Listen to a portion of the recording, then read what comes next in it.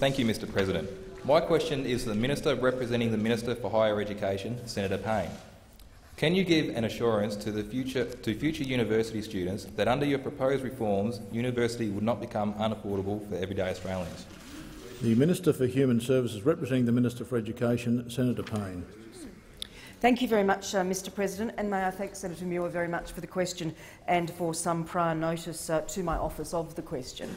I think, Mr President, in relation to Senator Muir's question, clearly the government's view is most certainly that will not be the case. But there are many third parties also participating in the debate at the moment who equally agree with the government's position on this matter. And let me just begin by referring to one which actually has an institution in the Senator's constituency of Victoria, that is RMIT. And Vicky Thompson, who's the Executive Director of the Australian Technology Network of Universities, has written an opinion piece and made it quite clear in that. Let me repeat what has been said a million times.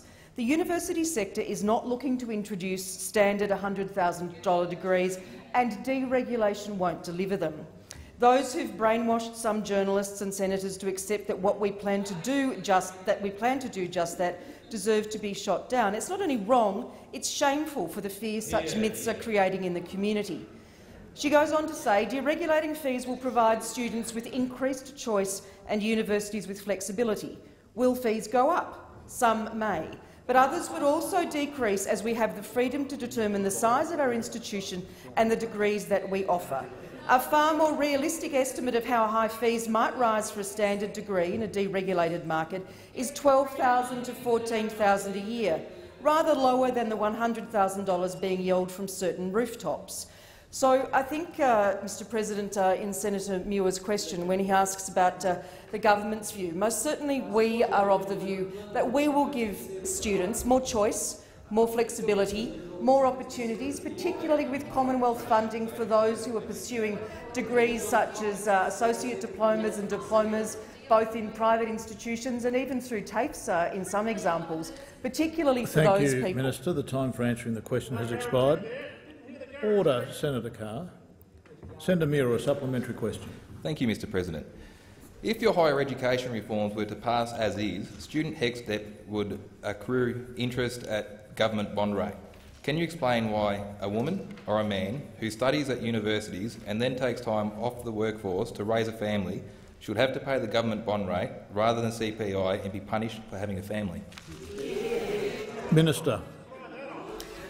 Thank you very much, Mr President, and thank you, Senator Muir, for the supplementary.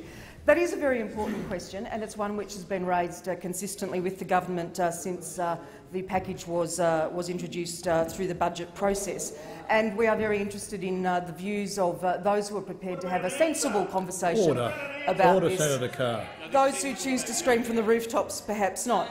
So, as you know, at the moment, student debts are indexed by the CPI, and our proposal is to increase it to the 10-year bond rate. The reason for that is because it's the bond rate that is the same as it costs the government to borrow the money that it lends to students in the first place. On budget night, though, the minister did announce 2 working groups on the higher education issues. The first, on legislation and financing, was being chaired by Professor John Dewar, the Vice-Chancellor of La Trobe, and they've considered a number of options on the interest rate on student debt and, in fact, have proposed 3 alternatives to the government's measure. And they are summarised, Mr President, in the regulation impact statement for the reform bill. Expired. Senator Muir, a final supplementary question. Thank you, Mr President. I did not go to university, but I want my 5 children to have the option to go to university if that's the path they choose. I am very fortunate to be on a high income for the next 6 years that I'm in this chamber. I hope to be here for 6 years after that, but who knows, Mr President, I may end up back in a sawmill on a modest wage. If that is the case, I worry I will not be in a financial position to be able to support my children to get the quality higher education they choose. And I worry that all my friends still working in the sawmill will be in that position.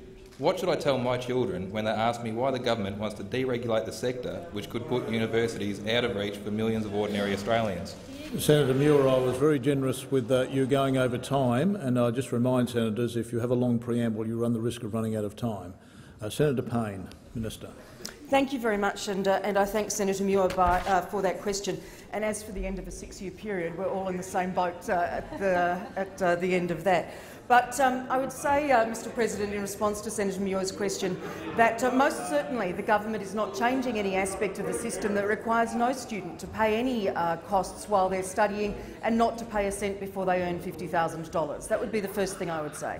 The second thing I would say, Mr President, is that the process which we are pursuing to extend Commonwealth funding to those who wish to undertake degrees or qualifications in a much broader range of areas, that support is not currently available to students who want to study in those areas, whether it's a diploma or an associate diploma or a pathway course.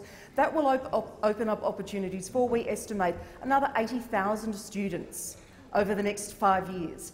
For 5 years. That is a very significant change in the opportunities available. We also are very proud of the institution of the Commonwealth Scholarship Scheme, which I'd be happy to explain further to the Senator